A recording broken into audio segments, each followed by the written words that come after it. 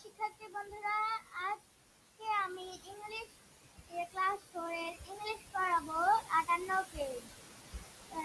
এটার এটা হচ্ছে ইউনিট 29, অ্যানিমেলস মানে পশু পাখি। লিসন 1 থেকে 3। লুক, লিসন অ্যান্ড সে। দেখো এবং শুনে এবং বলি।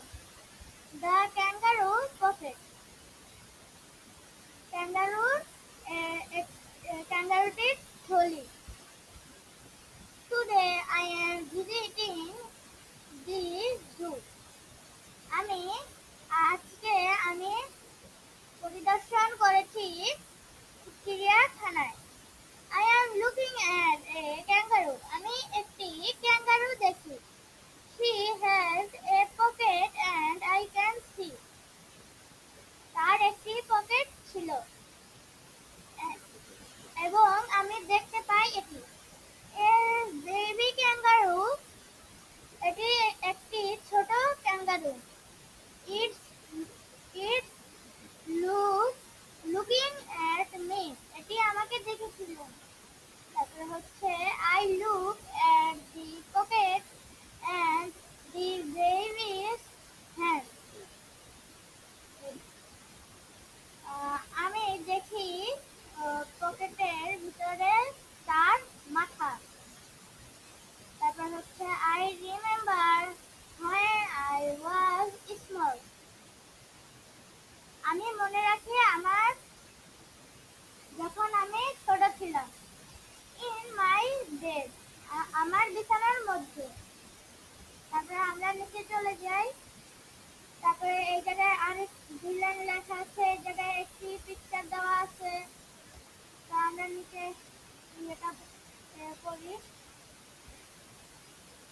Then my mother says, তারপর আমার মা বলে, hello, ওহে, it is my for us to go.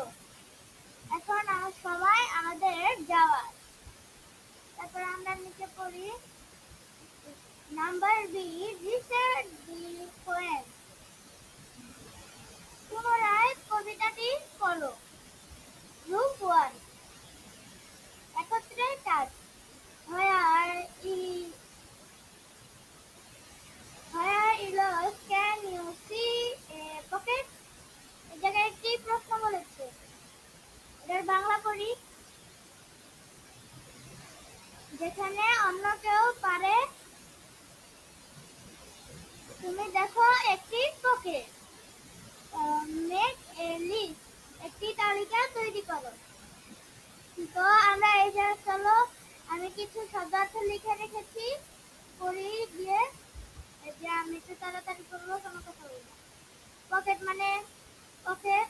তারপর হচ্ছে টুডে মানে আজ, ভিজিটিং মানে প্রদর্শন, জু মানে চিড়িয়াখানা, লুকিং মানে খুঁজছি, অ্যাট মানে অ্যান্ড মানে এবং, সি মানে দেখো, ক্যান মানে পারা, বেবি মানে শিশু, তারপর হচ্ছে মি মানে আমি, হ্যান্ড মানে মাথা, রিমেম্বার মানে মনে রাখা, তারপর হচ্ছে হোয়েন মানে কখন, স্মলস মানে